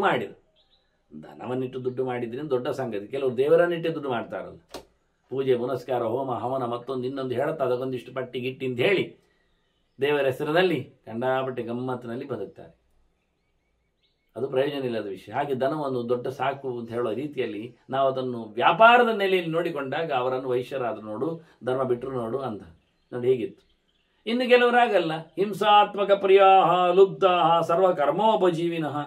ನೀವು ಏನು ಹೇಳಿದ್ರು ಮಾಡ್ತೀವಿ, ಒಟ್ಟು ಬದುಕಬೇಕು, ಒಟ್ಟು ದುಡ್ಡು ಬೇಕು, ಅಂತಸ್ತು ಬೇಕು. ಹೀಗೆ ಅಂಥವರೆಲ್ಲ ಕಪ್ಪಾಗಿ ಹೋದರು. ಇವರು ಹಳದಿ ಆದವರು, ಗೋಮೂತ್ರ ಹಳದಿ ಇರ್ತದೆ ಕಲರ್, ಆದ್ದರಿಂದ ಅವರ ಮೈಗೆ ಸೆಗಣಿ ಮೆತ್ತಿಕೊಂಡಾಗ ಹಳದಿ ಆಗ್ತದೆ. ಅವರು ಹಳದಿ ಆದವರು, ಇವರು ಕಪ್ಪಾಗಿ ಬಿಟ್ಟರು, ಮಡಿವಂತಿಗೆ ಬಿಟ್ಟರು. ಶೌಚ ಪರಿಭ್ರಷ್ಟ ತೇದ್ವಿಜ ಶೂದ್ರದಾಂಗತ. ಏನು ಕೆಲಸ ಮಾಡ್ತಾನೆ, ಯಾರ ಕೆಲಸ ಮಾಡ್ತಾನೆ, ಯಾರಲ್ಲಿಗೂ ಹೋಗ್ತಾರೆ, ಎಂತ ಬೇಕಾದ್ರೆ ಬಡಿತಾರೆ. ಅವರದ್ದು ಕ್ರೂರತನ ಜಾಸ್ತಿ ಆಗಿದೆ. ಯಾಕೆ ಕೆಲಸ ಆಗುವುದಿಲ್ಲ, ಜಬರ್ದಸ್ತ್. ಹೀಗಾಗಿ ಇಂಥವರು ವ್ಯತ್ಯಾಸ ಆದದ್ದು ಹೊರತು ಕೆಲಸದಿಂದಾಗಿ ನಾವು ಬಣ್ಣ ಬದಲಾದದ್ದನ್ನು ಹೇಳ್ತಾ ಇದ್ದೇವೆ ಅಂತ.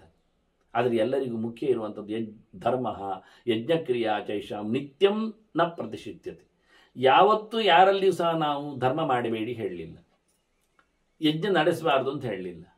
ಅದು ನಿತ್ಯವಾಗಿರುವಂಥ ಯಜ್ಞೋ ದಾನಂತ ಪಶ್ಚೈವ ಅಂತ ಕೃಷ್ಣ ಹೇಳಿದಾಗೆ. ಇದು ಯಾರಲ್ಲಿ ಉಪವಾಸ ಮಾಡಬಾರ್ದು ಶೂದ್ರ ಹೇಳಿದ್ದೇವೆ, ಕ್ಷತ್ರಿಯನಿಗೆಲ್ಲ ತಿಳಿಸಿದ್ದೇವೆ. ಯುದ್ಧ ಮಾಡುವಾಗ ಉಪವಾಸ ಮಾಡಬೇಡಿ ಹೇಳಿದ್ದೇವೆ, ಯುದ್ಧವನ್ನು ಏಕಾದಶಿಯನ್ನು ಇಟ್ಕೊ ಅಂತ ಹೇಳಿದ್ದೇವೆ. ವೈಶ್ಯನಿಗೆ ಕೃಷಿ ಕೆಲಸ ಏಕಾದಶಿ ಉಪವಾಸ ಅಂತ ಹೇಳಿದ್ದೇವೆ, ಇಲ್ಲ. ತಪಸ್ಸು ನಿಷಿದ್ಧ ಆಗಲಿಲ್ಲ, ಯಜ್ಞ ಬಿಡ್ಲಿಕ್ಕೆ ಹೇಳಲಿಲ್ಲ, ದಾನ ಮಾಡಬಾರದು ಹೇಳಿಲ್ಲ. ಶೂದ್ರನಿಗೂ ದಾನ ಮಾಡಲಿಕ್ಕೆ ಹೇಳಿದ್ದೇವೆ, ಕೊಟ್ಟು ಬಿಡು ಮಾರಾಯ ಅಂತ. ಯಾರ ಧರ್ಮವನ್ನು ನಾವು ತಡೆದಿದ್ದಿಲ್ಲ, ಅವರೇ ಮಾಡಿದ್ದಿಲ್ಲ ಅಷ್ಟೆ. ಎಲ್ಲರಿಗೂ ನಾವು ಅದನ್ನು ಕೊಟ್ಟು ಬಿಟ್ಟಿದ್ದೇವೆ, ಮಾಡಲಿಕ್ಕೆ ಹೇಳಿದ್ದೇವೆ. ಹೀಗೆ ಎಲ್ಲ ವ್ಯತ್ಯಾಸ ಆಗಲಿಕ್ಕೆ ಹೋಗಿ ಇತ್ಯೇತೆ ಚತುರೋ ವರ್ಣಾಹ ಯೇಷಾಂ. ನಿಜವಾಗಿ ನಿತ್ಯಂ 4 ಬಗೆಯ ಬಣ್ಣಗಳು ಅವರ ಕರ್ಮದಿಂದ ಆಗಲಿಕ್ಕೆ ಹೋಗಿ ಅವರಿಗೆ ಅತ್ಯಂತ ಉತ್ತಮವಾದಂತಹ ಎಲ್ಲ ಬಗೆಯ ವೇದಗಳನ್ನು ಚಿಂತನೆಗಳನ್ನು ನಾವು ಕೊಟ್ಟಿದ್ದೇವೆ. ಯಶಾಂ ಬ್ರಾಹ್ಮಿ ಸರಸ್ವತಿ, ಸರಸ್ವತಿಯಾದ ಬ್ರಹ್ಮನಿಂದ ದಯಪಾಲಿಸಲ್ಪಟ್ಟ 8 ವೇದಗಳು, ಋಗ್ಯಜು ಸಾಮ ಅಥರ್ವಗಳು, ಮತ್ತೆ ಭಾರತ, ರಾಮಾಯಣ, ಮೂಲ ರಾಮಾಯಣ, ಭಾರತ, ರಾಮಾಯಣ, ಪಂಚರಾತ್ರ, ಮೂಲರಾತ್ರ ಅಲ್ಲ ಪಂಚರಾತ್ರ, ಮತ್ತೆ ಪುರಾಣ.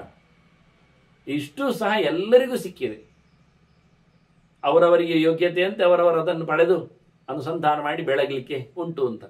ಜ್ಞಾನದ ಕಾಂಡದಲ್ಲಿ ಯಾರನ್ನೂ ತಪ್ಪಿಸಲಿಲ್ಲ. ವಿಹಿತ ಬ್ರಹ್ಮಣಾಪೂರ್ವಂ ಲೋಭಾತ್ತು ಅಜ್ಞಾನತಾಂಗತ. ಆದರೆ ಏನು ಮಾಡುವ, ಅವರಿಗೆ ಪುರುಸೊತ್ತಿಲ್ಲ ಹೇಳಿ ಓದುವುದನ್ನು ಬಿಟ್ಟು. ಏಕೆ ಪುರುಸೊತ್ತಿಲ್ಲ? ದುಡ್ಡು ಮಾಡು, ದುಡ್ಡಿಲ್ವಾ? ಜಾಸ್ತಿ ಬೇಕು, ಲೋಭ, ಲಾಭದಿಂದ ಲೋಭಕ್ಕೆ ಹೋಗಿದ್ದಾನೆ. ಲಾಭಾತ್ ಲೋಭೋ ಅಭಿಜಾಯತೆ ಅಂತ, ಜಾಸ್ತಿ ಜಾಸ್ತಿ ಜಾಸ್ತಿ ಆಗಬೇಕು ಅಂತ. ಹೀಗಾಗಿ ಪ್ರತಿಯೊಬ್ಬರಲ್ಲಿಯೂ ವೇದಗಳನ್ನು ಭಗವಂತ ಸೃಷ್ಟಿಯಲ್ಲಿ ತರುವಾಗ ತಂದು ಕೊಟ್ಟಿದ್ದಾನೆ. ಒಳ್ಳೆ ಎಚ್ಚರಾಗಿರಿ, ಭಗವದೆಡೆಗೆ ಸಾಗಿರಿ ಅಂತ ಹೇಳಿದ್ದಾರೆ. ಆದರೆ ಅವರವರಿಗೆ ಸಂಬಂಧಪಟ್ಟ, ಅವರಿಗೆ ಕಲಿಯಲು ಯೋಗ್ಯವಾದ, ಅವರಿಗೆ ಧಾರಣೆಗೆ ಅನುಕೂಲವಾದ ಯಾವ ಗ್ರಂಥಗಳನ್ನು ಅಧ್ಯಯನ ಮಾಡಲಿಕ್ಕೆ ಅವರವರು ಬರಲಿಲ್ಲ. ಬಾಯಿ ಮುಚ್ಚಿ ಕೂತರು, ಕಿವಿ ಕೊಡಲಿಲ್ಲ. ಇದರಿಂದಾಗಿ ಅವರಿಗೆ ಸಹಜವಾದ ಎಚ್ಚರ ಆಗಲಿಲ್ಲ. ಎಚ್ಚರದ ಲೋಪ ಅಂದರೆ ಅಜ್ಞಾನ, ಜ್ಞಾನಾಭಾವ ಅವರನ್ನು ಕಾಡಿದೆ. ಈಗ ಬ್ರಾಹ್ಮಣಾಹ ಬ್ರಹ್ಮತಂತ್ರಸ್ಥಾಹ ತಪಸ್ತೇಷಾಂ ನನಶ್ಯತಿ. ಯಾರು ಭಗವದೆಚ್ಚರ ಸಂಪನ್ನರಾಗಿ ವೇದಗಳನ್ನು ನಂಬಿಕೊಂಡು ಅದರ ಅಧ್ಯಯನದಲ್ಲಿ ತೊಡಗಿಕೊಂಡ್ರೋ ಅವರು ಯಾವತ್ತೂ ಸಹ ವೇದೋಕ್ತವಾದ ಸಮಾರಾಧನೆಯಲ್ಲೇ ತತ್ಪರರಾದರು. ಅದನ್ನು ಬಿಡಲಿಲ್ಲ.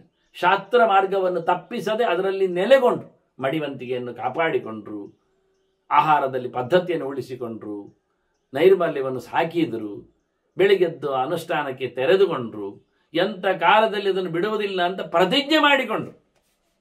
ಬ್ರಹ್ಮತಂತ್ರಸ್ಥಾಹ ಅಂತ. ಯಾವ ತಂತ್ರದಲ್ಲಿ ಕೂತರು ಅವರು? ವೇದ ತಂತ್ರದಲ್ಲಿ ಕೂತರು, ಲೋಕತಂತ್ರದಲ್ಲಿ ಕೂತ್ಕೊಳ್ಳಿಲ್ಲ. ಸಂಪ್ರದಾಯ ಅಂತೇಳಿ ಅಲ್ಲಿ ಹಾಗೆ ಮಾಡಿದ್ದಾನೆ, ಇಲ್ಲಿ ಹೀಗೆ ಮಾಡಿದ್ದಾನೆ, ಹಾಗೆ ಹೀಗೆ ದೇಶ ಪದ್ಧತಿ ಅಂತ ಮಾಡಲಿಕ್ಕೆ ನಿಲ್ಲಿಲ್ಲ. ನಮಗೆ ದೇಶ ಪದ್ಧತಿ ಬೇಡ, ನಮಗೆ ಲೋಕ ಪದ್ಧತಿ ಅಲ್ಲ, ನಮಗೆ ಬ್ರಹ್ಮತಂತ್ರ ವೇದಶಾಸ್ತ್ರ ಪದ್ಧತಿ ಬೇಕು. ಅದನ್ನು ಬಿಡಲಿಲ್ಲ ಅವರು.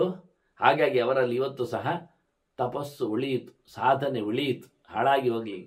ಬ್ರಹ್ಮಧಾರಯತ ನಿತ್ಯಂ ವ್ರತಾನಿ ನಿಯಮಾಂಸ್ತತ. ದೇವರನ್ನು ಹೊತ್ತವರು ದೇವರನ್ನು ಪಡೀಲಿಕ್ಕೋಸ್ಕರ ವೇದವನ್ನಿಟ್ಟುಕೊಂಡ್ರು, ವೇದದಲ್ಲಿ ಹೇಳಿದ ವ್ರತಗಳನ್ನು ಪಾಲಿಸಿದ್ರು, ಹಾಗೆ ತಮ್ಮ ನಿಯಮಗಳನ್ನು ಚೌಕಟ್ಟುಗಳನ್ನು ಗಟ್ಟಿ ಮಾಡಿಕೊಂಡ್ರು.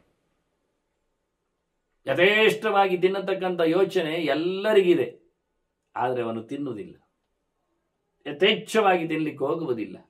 ಅದಕ್ಕೊಂದು ಚೌಕಟ್ಟು ಹುಡುಕ್ತಾನೆ, ಅದರ ಮಡಿವಂತಿಗೆಯನ್ನು ಕಾಯ್ತಾನೆ. ಎಲ್ಲ ಕಡೆಯಲ್ಲಿ ತಿಂತಾರಲ್ಲ, ಎಲ್ಲ ಕಡೆ ಮಾಡ್ತಾರಲ್ಲ, ಸುಲಭ ಇದೆ, ಸುಲಭ ಪದ್ಧತಿಯನ್ನು ಆಚರಿಸುವುದಿಲ್ಲ. ಸುಮ್ಮನೆ ಒಂದು ಉದಾಹರಣೆ ಹೇಳುತ್ತೇನೆ ನಾನು. ಶುದ್ಧವಾದ ನೀರು ನೆಲದಿಂದ ಮೇಲೆ ಬರುವಂಥದ್ದು, ಬಾವಿ, ಸರೋವರ, ಜಲಾಶಯ ಎಲ್ಲ ಗೊತ್ತು ನಿಮಗೆ. ಆದರೆ ನಮ್ಮ ನೀರು ಹೂಡಿಕೆ ಎಲ್ಲಿಂದ ಬರುತ್ತೆ? ಕೆಳಗಿನಿಂದ ಬರುವುದಿಲ್ಲ, ಮೇಲಿಂದ ಬರ್ತದೆ. ಮೇಲಿಂದ ಅಂದರೆ ಟ್ಯಾಂಕಿಯಿಂದ ಬರ್ತದೆ. ಟ್ಯಾಂಕಿಯಲ್ಲಿ ಎಷ್ಟು ಹುಳ ಹುಪ್ಪಟೆಗಳು ಸತ್ತಿವೆ ನಿಮಗೆ ಗೊತ್ತು. ಏನು ಕೆಮಿಕಲ್ಸ್ ಆಗಿ ಅದನ್ನು ಶುದ್ಧ ಮಾಡ್ತಾರೆ ಎನ್ನುವುದು ಎಲ್ಲರಿಗೂ ಗೊತ್ತು. ಅದು ಕಳಿಸುವ ನೀರು ಎಲ್ಲಿಂದ ಎನ್ನುವುದು ಎಲ್ಲರಿಗೂ ಗೊತ್ತಿದೆ. ಹೀಗಿರುವಾಗ ನಮ್ಮ ನೀರೇ ಅಶುದ್ಧವಾದಾಗ ಅದರಲ್ಲಿ ಅಡಿಗೆ ಮಾಡಿದ್ದರಿಂದ ನಮ್ಮ ದೇಹ ಎಷ್ಟು ಶುದ್ಧ ಆಗ್ಬೋದು? ಆಹಾರ ಶುದ್ಧವು ಸತ್ವಶುದ್ಧಿ ಅಲ್ವಾ? ಮನುಷ್ಯನ ಪ್ಯೂರಿಟಿ ಉಳಿಯುವುದೆಲ್ಲಿ? ಅವನು ಪಡೆದ ಆಹಾರದಲ್ಲಿ. ಎಲ್ಲರಿಗೂ ಗೊತ್ತು. ಡೇಟ್ ಹೋದ ಮಾತ್ರೆಯನ್ನು ಪಡೆದರೆ ಮನುಷ್ಯನ ಸ್ಥಿಮಿತೆಯಲ್ಲಿ ತಪ್ಪದೆ ಗೊತ್ತುಂಟು, ಔಟ್ಡೇಟೆಡ್. ಹಾಗೆ ನೀರು ಔಟ್ಡೇಟೆಡ್, ಅದು ಆಹಾರ ಸರಿ ಇಲ್ಲ, ಅವನ ಮಂಡೆ ಸರಿ ಇರುವುದು ಹೇಗೆ? ಅವನ ಜಾತಿ ಸರಿ ಇರುವುದು ಹೇಗೆ?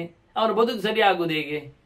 ಆದರೆ ಇದನ್ನು ನಿಯಮ ಅಂತ ಹೇಳಿಕೊಂಡು ಇಟ್ಟುಕೊಂಡರಲ್ಲ, ಬಿಡದೆ ಹೋದರಲ್ಲ, ಅದು ಅವರಿಗೆ ನಿಜವಾಗಿ ಪ್ಲಸ್ ಪಾಯಿಂಟ್ ಅಂತಾನೆ. ಬ್ರಹ್ಮಧಾರಯತಾಂ ನಿತ್ಯಂ ಅಂತ ವ್ರತಾನಿ ನಿಯಮಂಸ್ತದ ಬ್ರಹ್ಮಚೈತತ್ ಪುರಾ ಸೃಷ್ಟಂ ಏನ ಜಾನಂತಿ ಅತದ್ವಿತ. ದೇವರು ತರುವಾಗಲೇ, ಸೃಷ್ಟಿಯಲ್ಲಿ ಬರುವಾಗಲೇ ಚತುರ್ಮುಖ ತನ್ನ ಸೊತ್ತನ್ನು, ವೇದವನ್ನು, ಶಾಸ್ತ್ರವನ್ನು, ಇತಿಮಿತಿಗಳನ್ನು ಎಲ್ಲ ತಂದಿಟ್ಟ. ಆದರೆ ಜನ ಅದರ ಬಗ್ಗೆ ಎಚ್ಚರ ಆಗಲಿಲ್ಲ, ಅದನ್ನು ತಿಳ್ಕೊಳ್ಳಿಕ್ಕೆ ಹೋಗಲಿಲ್ಲ, ಕಲೀಲಿಕ್ಕೆ ಹೋಗಲಿಲ್ಲ. ಬಂದಿದೆ, ಇದೇ ಗೊತ್ತಿದೆ, ಇಲ್ಲ ಅಂತಲ್ಲ, ಅದನ್ನು ತಿಳ್ಕೊಳ್ಳಿಕ್ಕೆ ಹೋಗುವುದಿಲ್ಲ. ಇದರಿಂದ ಏನಾಯಿತು? ತೇಷಾಂ ಬಹುವಿಧ ಸ್ತನ್ನಿ ತತ್ರ ತತ್ರ ಹಿ ಚಾತಯ. ಹೀಗಾಗಿ ಬಿಟ್ಟು ಬಿಟ್ಟು ಬಂದಿದ್ದಾರೆ. ಎಷ್ಟೆಷ್ಟು ಬಿಟ್ಟಿದ್ದಾರೋ, ಎಷ್ಟೆಷ್ಟು ತಪ್ಪು ಮಾಡ್ತಾರೋ, ಎಷ್ಟೆಷ್ಟು ಚೇಂಜ್ ಮಾಡಿಕೊಂಡಿದ್ದಾರೋ, ಹಾಗಾಗಿ ಬಹು ಪ್ರಕಾರದಲ್ಲಿ ಜನರು ಆಗಲಿಕ್ಕೆ ಹೋಗಿ ತುಂಬ ಜಾತಿಗಳಾದವು. ಒಬ್ಬೊಬ್ಬರಲ್ಲಿ ಒಂದೊಂದು ಕಸ್ಟಮ್ಸ್ಗಳು. ಯಾಕೆ? ಅವನವನೇ ಮಾಡಿಕೊಂಡದ್ದು. ಹೇಳುವುದಷ್ಟೇ ಅಲ್ಲಿ ಮೂಲ ಹಾಗಿದೆ ಅಂತ ಏನಲ್ಲಪ್ಪ, ಅಲ್ಲಿ ಹಾಗಿಲ್ಲ. ಇವನೇ ಮಾಡಿಕೊಂಡ ರೀತಿಯದ್ದು ಬದಲಾವಣೆ. ಇರುವ ಕಥೆಯೇ ಬೇರೆ ಇತ್ತು, ಮಾಡಿಕೊಂಡ ರೀತಿಯೇ ಬೇರೆ ಆಗಿದೆ. ಹಾಗೆ ಎಲ್ಲ ಅಜ್ಞಾನ, ಜತೆಯಲ್ಲಿ ಅವರಿಗೆ ಬೇಕಾದಂತಹ ತಿದ್ದುಪಡಿಗಳು. ಇದರಿಂದಾಗಿ ಬೇರೆ ಬೇರೆ ಆಯಿತು. ಪ್ರನಷ್ಟ ಜ್ಞಾನ ವಿಜ್ಞಾನ, ಅರಿವು ಇಲ್ಲ, ದೇವರ ಎಚ್ಚರವೂ ಇಲ್ಲ, ಎಲ್ಲ ನಾಶ ಆಗಿದೆ. ಸ್ವಚ್ಛಂದಾಚಾರ ಚೇಷ್ಟಿತ, ಇಷ್ಟ ಬಂದಾಗಿ ಮಾಡು, ಖುಷಿ ಕಂಡಾಗಿ ಮಾಡು. ಬೇಕಾದಾಗ ಹೇಳ್ತಾನೆ, ಬೇಕಾದಾಗ ಮೀತಾನೆ, ಬೇಕಾದ ತಿಂತಾನೆ, ಬೇಕಾದಾಗಿ ತಿರುಗ್ತಾನೆ. ಶಾಸ್ತ್ರ, ಚೌಕಟ್ಟು, ವ್ಯವಸ್ಥೆ, ಧರ್ಮ ಏನು ಬೇಡ. ಹೀಗಾಗಿ ಬಿಡಿದೆ. ಬ್ರಾಹ್ಮಣ ಸಂಸ್ಕಾರಾ ಸ್ವಕರ್ಮಕೃತ ನಿಶ್ಚಯಾ ಋಷಿಭಿ ಸ್ವೇನ ತಪಸ್ಸ ಸೃಜ್ಯಂತೆ ಚಾಪರೆ ಪರೈ. ಯಾರು ನಿಜವಾಗಿ ಚೌಕಟ್ಟಲ್ಲಿ ಗಪ್ಪಿ ಕುಟ್ಟಿದ್ದಾರೆ, ಒಳ್ಳೆ ಸಂಸ್ಕಾರವಂತರಾಗಿದ್ದಾರೆ, ದೈಹಿಕವಾಗಿ ಮಾನಸಿಕವಾಗಿ ತಮ್ಮ ತಮ್ಮ ಕೆಲಸದಲ್ಲಿ ಯಾರು ಗಟ್ಟಿಯಾಗಿ ತೊಡಗಿಕೊಂಡಿದ್ದಾರೆ, ಅಂಥವರು ಋಷಿಗಳಾದರು. ಅವರು ಮತ್ತೆ ಕೆಲವು ಋಷಿಗಳನ್ನು ಅದೇ ರೀತಿಯಲ್ಲಿ ತಯಾರು ಮಾಡಿತು. ಅವರ ತಮ್ಮ ನಿಜವಾದ ತಪಸ್ಸಿನಿಂದ, ಆಚರಣೆಯಿಂದ, ಚಿಂತನೆಯಿಂದ ಅವರು ಮತ್ತೆ ಪುನಃ ಒಳ್ಳೆಯ, ಹೀಗೆ ಒಂದು ಪರಂಪರೆ, ಜ್ಞಾನಿಗಳ ಪರಂಪರೆ ಜ್ಞಾನಿಗಳಿಂದಲೇ ಬೆಳೀತಾ ಬಂತು. ಜ್ಞಾನ ಇಲ್ಲದವರ ಪರಂಪರೆ ಅದು ಅಜ್ಞಾನಿಗಳ ಪರಂಪರೆಯಾಗಿ ಬಹಳಷ್ಟು ದೊಡ್ಡ ಮಟ್ಟಿನಲ್ಲಿ ಬೆಳೆದು ಹೋಗ್ತಾ ಬಂತು. ಈ ಒಟ್ಟಾರೆ ಆದಿದೇವ ಸಮುದ್ಭೂತ ಬ್ರಹ್ಮ ಮೂಲಾಕ್ಷಯ ವ್ಯಯ ಸಾ ಸೃಷ್ಟಿ ಮಾನಸೀ ನಾಮ ಧರ್ಮತಂತ್ರ ಪರಾಯಣ. ಮೊದಲು ಬ್ರಹ್ಮದೇವರು ಸೃಷ್ಟಿ ಮಾಡಿದ ಒಳ್ಳೆಯ ಸೃಷ್ಟಿ, ಅದು ಮನಸ್ಸು ಪ್ರಧಾನವಾದ ಸೃಷ್ಟಿ, ಅವರ ಮನಸ್ಸಿನಿಂದಲೇ ಮಾಡಿದ ಸೃಷ್ಟಿ ಹೌದು. ಅದರಿಂದ ಮನುಷ್ಯನ ಮನಸ್ಸು ಕೆಲಸ ಮಾಡಬೇಕಾದ ಕಥೆ ಅದು. ಅದಕ್ಕೋಸ್ಕರ ಒಳ್ಳೆಯ ಧರ್ಮ, ಚೌಕಟ್ಟು, ಚಿಂತನೆ, ವ್ಯವಸ್ಥೆ ಆಗಿರುವಂಥದ್ದು ಧರ್ಮತಂತ್ರ ಪರಾಯಣ. ಧರ್ಮಪರಾಯಣ, ತಂತ್ರಪರಾಯಣ ಎರಡು ಸಾಧು. ಸಿದ್ಧಾಂತವೂ ಇದೆ, ಆಚರಣೆ ಇದೆ. ಪ್ರಾಕ್ಟಿಕಲ್ ಆ್ಯಂಡ್ ನಾಲೆಜ್ ಹೇಳಿದಾಗೆ ಎರಡು ಸಹ ಇರುವ ಹಾಗೆ ಚಿಂತನೆಗೂ ಬೇಕು, ವೃತ್ತಿಗೂ ಬೇಕು, ಪ್ರವೃತ್ತಿಗೂ ಬೇಕು. ಧರ್ಮಕ್ಕೆ ಸುಮ್ಮನೆ ತಿಳ್ಕೊಳ್ಳದೆ ಮಾಡುವುದಲ್ಲ, ಅದು ತಿಳ್ಕೊಂಡು ಏನು ಮಾಡದೇ ಇರುವುದಲ್ಲ. ಜ್ಞಾನಕಾಂಡ, ಕರ್ಮಕಾಂಡ, ಇದೆರಡರ ವಿಶೇಷವಾದಂತಹ ನೆಲೆಗಟ್ಟಿನಲ್ಲಿ ಮೊದಲಿಗೆ ಚತುರ್ಮುಖ ಈ ಸೃಷ್ಟಿಯನ್ನು ತಂದಿದ್ದಾನೆ. ಅದರ ಜೊತೆಯಲ್ಲಿ ವೇದ ಪರಂಪರೆಯನ್ನೂ ಇಟ್ಟಿದ್ದಾನೆ. ಅದಕ್ಕೆ ಅನುಗುಣವಾಗಿ ಈ ಎಲ್ಲ ಆಚರಣೆಗಳನ್ನು ಕೃಷ್ಣ ಹೇಳಿದಾಗೆ ಸಹಯಜ್ಞ ಪ್ರಜಾ ಸೃಷ್ಟ ಪುರೋವಾಚ ಪ್ರಜಾಪತಿ ಅಂತ ಹೇಳಿಕೊಂಡಾಗೆ ಸೃಷ್ಟಿಯ ಕಥೆಯಲ್ಲಿಯೇ, ಮನುಷ್ಯರ ಜತೆಯಲ್ಲಿಯೇ ಈ ಆಚರಣೆಗಳು ಸೃಷ್ಟಿಯಾಗಿವೆ ಅಂತ. ಎಷ್ಟೋ ಜನ ಮೂಢರು, ಜಾನಪದರು ಅಂತ ಹೇಳಿಕೊಳ್ಳೋರು ಕೂಗುವುದುಂಟು. ಮನುಷ್ಯಲ್ಲಿ ಬಂದ, ಹೀಗೆ ಆಚೆ ಈಚೆ ಓಡಾಡಿದ, ಎಂಥದ್ದು ಕಾಣಲಿಲ್ಲ, ಮತ್ತು ಅವನಿಗೆ ಹಣ್ಣು ಸಿಕ್ಕಿತು, ತಿಂದ ಹೆದರಿಕೊಂಡು, ಮತ್ತು ಅದನ್ನು ಹೀಗೆ ಇಟ್ಕೊಂಡು ತನಗೆ ಯೋಚನೆ ಮಾಡ್ತಾ ಯಾರಿಗೋ ಹೀಗೆ ಮಾಡಿಕೊಂಡಾಗಿ ಮಾಡಿ, ಮತ್ತು ಯಾವತ್ತು ಹೋಗಿ ಅದು ಅವನು ಒಂದು ಸತಿ ಕಲ್ಲು ಅದು ಹಣ್ಣು ಹಿಡಿದು ಬಂದಾಗ ಎಡವಿ ಬಿದ್ದಿದ್ದಾನೆ ಒಂದು ಬೊಡ್ಡೆಯನ್ನು. ಹಾಗಾಗಿ ಕೊನೆಗೆ ಆ ಬೊಡ್ಡೆ ಹತ್ರ ಹಣ್ಣಿಟ್ಟು ಅದಾವತ್ತು ಬಿದ್ದಿತ್ತು. ಮರುದಿನ ಹೋಗಿ ಹಾಗೆ ಹತ್ತು ತರುವಾಗ ಆ ಬೊಡ್ಡೆ ಇಟ್ಟು ತಂದ. ಅದೊಂದು ದೇವರೊಂದು ನಂಬಿದ, ಉಳಿದರೆ ಹೇಳುದು. ಕೊನೆಗೆ ಅದಕ್ಕೆ ಯಾರೋ 2 ಹಣ್ಣನ್ನು ಅಲ್ಲಿ ಸುಲಿದು ಹಾಕಿ ಬಂದರು. ಇದೆಲ್ಲ ಅಲ್ಲ, ಹಾಗಲ್ಲೇ ಅಲ್ಲ. ಯಾವನೊಬ್ಬ ತಾನು ರಿಚುವಲ್ಸ್ಗಳನ್ನು ಮಾಡಿಕೊಂಡದ್ದಿಲ್ಲ, ಅದಕ್ಕೆ ಅಂಟಿಸಿದ್ದು ಅಲ್ಲ. ಒಂದನ್ನೇ ಮುಂದುವರಿದು ಹೋಗಿ ಅಭಿಷೇಕ ಆಯಿತು, ಅಭಿಷೇಕಕ್ಕೆ ಮುಂದೋಗಿ ಸಮರ್ಪಣೆ ಆಯಿತು, ಸಮರ್ಪಣೆ ಮುಂದಕ್ಕೆ ಆರತಿ ಶುರುವಾಯಿತು, ಆರತಿಯಿಂದ ದೀಪಕ್ಕೆ ಬಂತು, ಧೂಪಕ್ಕೆ ಬಂತು. ಏನು ಯಾವುದೇ ಒಂದೊಂದು ಉಪಚಾರಗಳು ಮತ್ತೆ ಅಂತ ಸೇರಿಕೊಂಡದ್ದಲ್ಲೇ ಅಲ್ಲ. ಸೃಷ್ಟಿಯ ಆರಂಭದಲ್ಲೇ ಮನುಷ್ಯನು ಬಂದಿದ್ದಾನೆ, ಅವನ ಉದ್ಧಾರಕ್ಕೆ ಬೇಕಾದ ರಿಚುವಲ್ಸ್ಗಳು ಸೃಷ್ಟಿಯಾಗಿವೆ. ಟೋಟಲಿ ಒಟ್ಟಿಗೆ ಬಂದಿದ್ದಾನೆ. ಸಹ ಯಜ್ಞ ಪ್ರಜಾ ಸೃಷ್ಟ ಅಂತ ಮನುಷ್ಯರು ಮಾಡಬೇಕಾದ ಕೃತಿಗಳು ಎರಡನ್ನು ಒಟ್ಟಿಗೆ ತಂದುಕೊಟ್ಟು ಇಂಪ್ಲಿಮೆಂಟ್ ಮಾಡಿ, ಇದನ್ನು ಮಾಡಿ ಹೀಗೆ ಬನ್ನಿ ಅಂತ.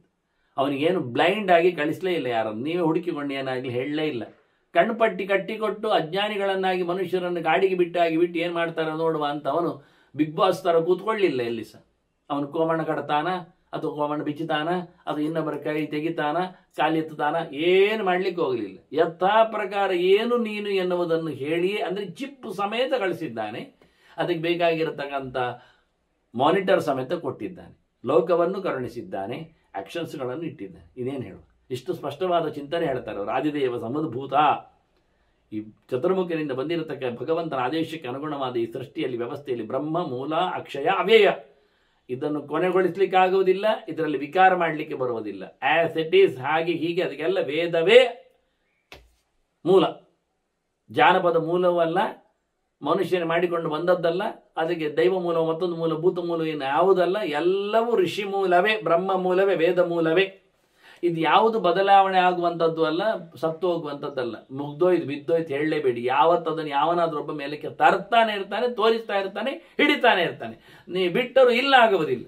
ಟ್ರೆಡಿಷನ್ಸ್ಗಳು ಬ್ರಹ್ಮಮೂಲ ಅಕ್ಷಯ ಅವ್ಯಯ, ಅದ್ಭುತವಾದ ವ್ಯವಸ್ಥೆ. ನಾವು ಮೂಲಕ್ಕೆ ಕತ್ತರಿಯಾಗಿ ಸರಿ ಮಾಡಿದ್ದೇವೆ, ಆಗುವುದು. ಇದು ತಿದ್ದುಪಡಿಯ ಸಂವಿಧಾನವೇ ಅಲ್ಲ, ಮೂಲವನ್ನೇ ಬದಲಾಯಿಸುವ ಸಂವಿಧಾನದ ಕಥೆಯೇ ಅಲ್ಲ ಇದು. ಸಾ ಸೃಷ್ಟಿ ಮಾನಸಿ ನಾಮ. ಇದು ಏನು ಇಲ್ಲಿ ಕೊಟ್ಟದ್ದುಂಟು ಅದು ಹರಿದಾಗುವ, ಬಿಸಾಡಿ ಹಾಕುವ, ಎಸೆದಾಗುವ, ಕೇಳದೆ ಉಳಿಯುವ ಪರ್ಸನಲ್, ಅದು ಮನಸ್ಸಿನಲ್ಲೇ ಕಂಪೈಲ್ ಆದದ್ದು, ಮನಸ್ಸಿನಲ್ಲೇ ಟ್ರಾನ್ಸ್ಫರ್ ಆಗುವಂಥದ್ದು ಸರ್. ಅದು ಒಂದು ಅರ್ಥ. ಮನಸ್ಸು ಪ್ರಧಾನವಾದದ್ದು, ಚಿಂತನೆ ಸಾಮ್ರಾಜ್ಯದಲ್ಲಿ ಬರುವಂಥದ್ದು. ಚಿಂತನೆ ಇಲ್ಲದ್ದೊಂದು ಜೀವ ಅಂತ ಇಲ್ಲ, ಇನ್ ಬೆಲ್ಟ್, ಅದು ಜಡ ಅಂತ ಅರ್ಥ. ಮನಸ್ಸೇ ಇಲ್ಲದ್ದು ವಸ್ತು ಅಂದರೆ ಅದು ಜಡ. ಕಲ್ಲು ಬಂಡೆಗೆ ಅದಕ್ಕೆಲ್ಲ ಇಲ್ಲ, ದೇವತಾ ಶಕ್ತಿಯನ್ನು ಮರೆತು ಬಿಟ್ಟು ಹೇಳೋದಾದ್ರೆ. ಹಾಗಾಗಿ ಭೌತವಾದ ವಸ್ತುಗಳಲ್ಲಿ ಇಲ್ಲ ಎನ್ನುವುದು ಸತ್ಯ. ಅದಕ್ಕೆ ಯಾವುದೇ ಸುಖ ದುಃಖಗಳ ಅನುಭವ ಇಲ್ಲ. ಎಲ್ಲಿ ಮನಸ್ಸಿದೆ ಅಂತ ಜೀವ ಎಲ್ಲಿದ್ದಾನೆ, ಅಲ್ಲಿ ಅವನ ಅಧಿಕೃತವಾಗಿ ಇಂಥದ್ದು ಅಂತ ಫೀಡ್ ಮಾಡಿ ಕಳಿಸಿ, ಅದನ್ನೇ ಸಂಸ್ಕಾರ ಅಂತ ಕರೀತಾರೆ. ಎಷ್ಟೋ ಜನ್ಮಾಂತರದಲ್ಲಿ ಬಂದಿರತಕ್ಕ ಕಥೆಗಳು.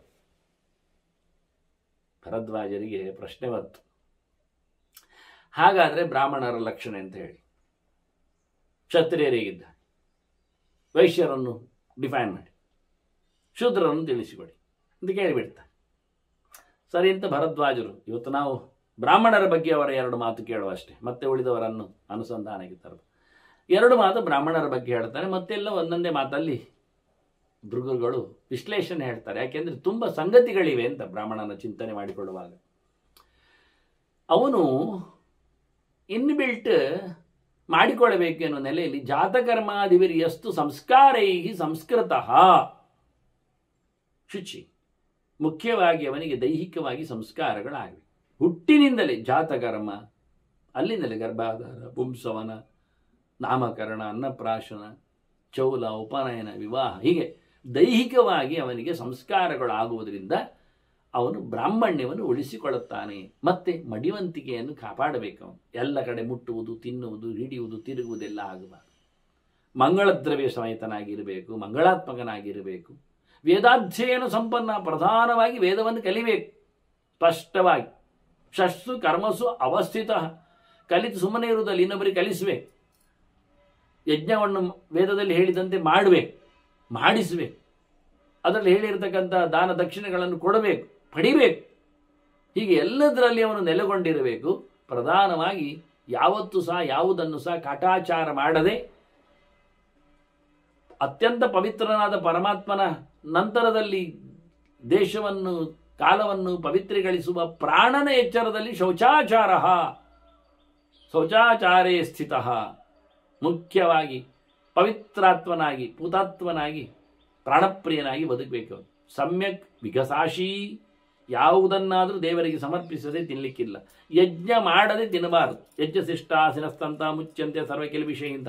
ಅತಿಥಿ ಸತ್ಕಾರದ ಯಜ್ಞ, ಗೋಪೂಜೆಯ ಯಜ್ಞ, ಭಗವತ್ ಪ್ರತೀಕದ ಆರಾಧನೆ, ಅತಿಥಿ ಯಜ್ಞ, ಜೊತೆಯಲ್ಲಿ ತಂದೆ ತಾಯಿಗಳ ಅಥವಾ ಬಂಧು ಮಿತ್ರರ ಅಥವಾ ಗುರುಗಳ, ಹೀಗೆಲ್ಲ ಎಲ್ಲ ಪ್ರಕಾರದಲ್ಲಿಯೂ ಭಗವಂತನ ಆರಾಧನೆ ಮಾಡ್ತಾ, ತಾನು ತಿನ್ನುವುದಾದ್ರೂ ವೈಶ್ವಾನರು ಹೇಳಿಕೊಂಡು ವೈಶ್ವಾನರ ಯಜ್ಞ ಮಾಡುತ್ತಾ ಭಗವಂತ ಒಳಗಿದ್ದಾನೆ ಚಿಂತನೆ ಮಾಡುತ್ತಾ, ಹೀಗೆ ಬಹಳ ಸುಂದರವಾಗಿ ವಿಗಸಾಶಿ.